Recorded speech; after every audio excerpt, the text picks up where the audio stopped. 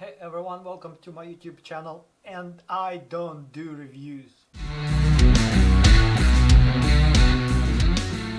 I'm going to share my frustration or maybe my disappointment with you all today, and I hope this personal experience that I have is going to be helpful to somebody. So in this short video I'm going to try to make it as short as possible. I'm going to talk about this lens. This is what it is. It's a Tamron 20-40mm f2.8, and this one specifically is for a Sony E-mount. This is a full frame lens and all the specifics and details are here. 20-40 is one of those perfect ranges. 20-40 is just like for video work and such. It's just basically is all that you need, really. Well, I would say 20-50 would make more sense. Sometimes you want to go below 20 a little bit, but in general 20-40 is probably what you want to have in a lens. Really a really useful range if you're doing video work. So if you're about to buy a lens, or you need to buy a lens for your camera, you're planning on doing videos, I really highly suggest to start with this range. Super convenient to use, like I'm repeating myself, but for this video I'm using a Panasonic actually, and it's sitting at something like, that lens is a 18-40, pretty much what this one is, and I'm sitting at about like 35mm at this point, about 30-35. Let's see, yeah, that's 32mm right there. So 20-40. So in general, if you're in a, of course my stabilization and everything is completely off, so it's not cropping in at all. And so in any case, this is 18mm, and if I go into 40, that's what it becomes like. Let's move on and get to the point of this video. This is a Tamron lens, and it's a popular brand, but for some reason I have never had any luck with these lenses, and this is the second Tamron lens that I have an experience of. This is a Sony E. Like I said, I had a, what did I have before? I had a like 24-70 EF mount. I used it on RF camera, Canon RF, and I didn't like that lens like at all. It's an EF with the adapter, but the adapter and the adaptation of that lens from EF to RF it wasn't the problem. It was the performance of the lens itself. And I'm not talking about optical here. I usually don't go into optics because my videos are not that demanding as far as the optics go and optical performance. I don't usually do photography. This review or notes or whatever is coming from somebody who has a degree in mechanical engineering. Unlike some other reviewers, well, I'm not going to go into that. If someone wants to hear what I have to say, just let me know. So let's get to the lens itself. This is the lens, and like I said, in this video, well, I didn't, but in this video I am talking about mechanics. This is a metal construction, so most likely aluminum alloy. It's not a plastic. The rings, focus and zoom rings are rubberized. Everything looks nice, but not everything feels nice. This lens has a seal ring or a seal on the flange. That's a nice feature.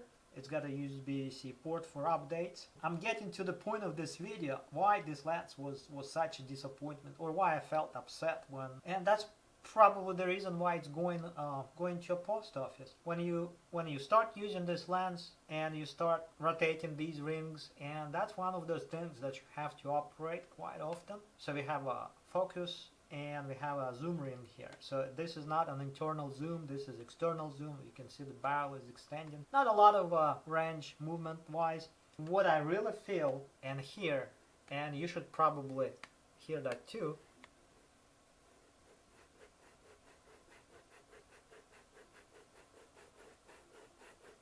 the zoom is way too easy to turn. First of all, this is just like pretty much no resistance at all.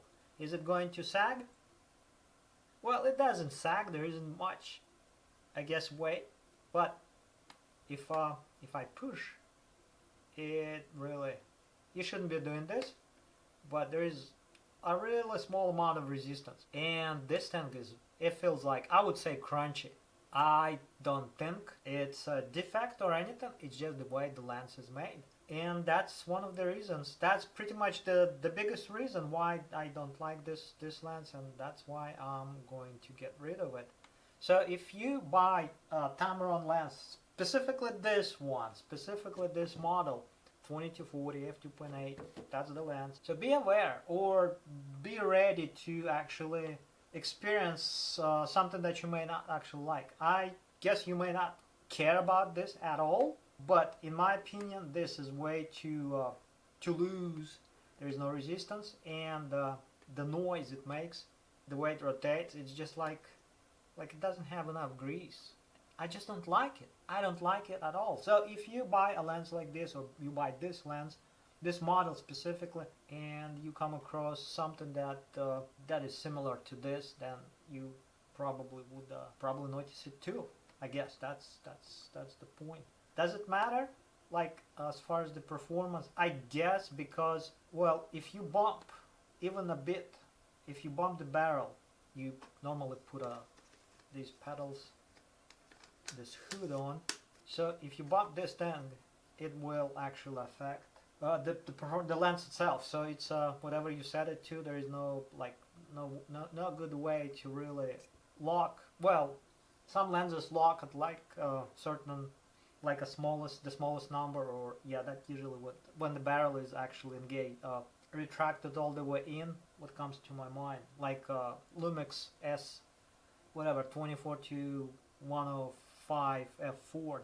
That lens has a lock at 24 millimeters. So you retract the lens, you lock it, and it will never actually. You would not be able to extend it. Yeah, that's way too much noise, too little of resistance, and I guess crunchiness is the thing that I don't like about this lens. Just something to compare this lens to. It may not be a fair comparison, I guess, because this is a Sony lens. It's more expensive than that naturally, and this is not a third-party lens. This is the original Sony. I would say these rings are super quiet. This one that is focused is a bit lighter as far as the rotational resistance. The zoom is more resistant, so you can tell them apart without looking at them when you touch them. The zoom, it makes no sound at all. It's super quiet. Well, naturally it's an internal zoom, so it's not a fair comparison, like I said, but there is a difference. Definitely is a difference. Well, even this ring has a little bit more noise compared to Sony. So that's my experience with this Tamron lens. It's just I just don't like it. I don't like how this thing is. And if this thing was a little noisy like this, and the zoom had a bit more resistance, I guess, to rotation, I would probably ignore the sound that it makes. But it's way too light. It is way too light. I don't know.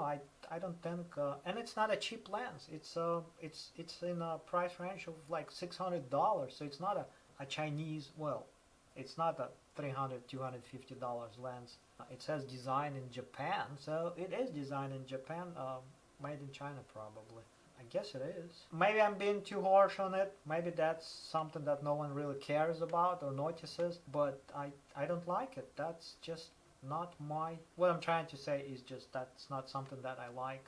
The other thing, I guess, since I'm not doing reviews, but I'm going to mention this. Compared to a Sony lens, yes, they do have breathing compensation, and that's what Sony is proud of, I guess. This thing is not an original equipment. That function of the Sony cameras does not apply to this lens, and this thing, I wish I could show you all, but this tank has way too much breathing. It's not like it's unusable, but I guess you can Google what it is, what breathing is of a lens. I had a video that I was doing, and it just, that's when I noticed it, and I didn't like it. It was like it was way too much. I did not notice that on like original Sony lenses, but I noticed it on this one.